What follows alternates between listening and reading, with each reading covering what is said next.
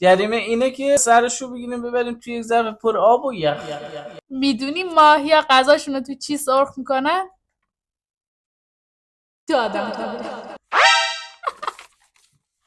میدونی چرا خودش رو میزن تو ظرف مسی؟ رونالدو خودش دوست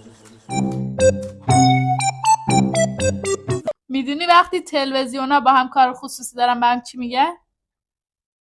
یا تیوی کار دارن. یه روز دو تا گرجه دعواشون میشه، بعد گرجه سرد میاد جداشون کنه، یعنی سه دخالت نکنه. میدونی اگر ماکارونیا پرخوری کنن چی میشه؟ نودل میکنن. یه بار با دوستم رفتیم کافی شاپ، اون مویتو سفارش داد، منم مساحت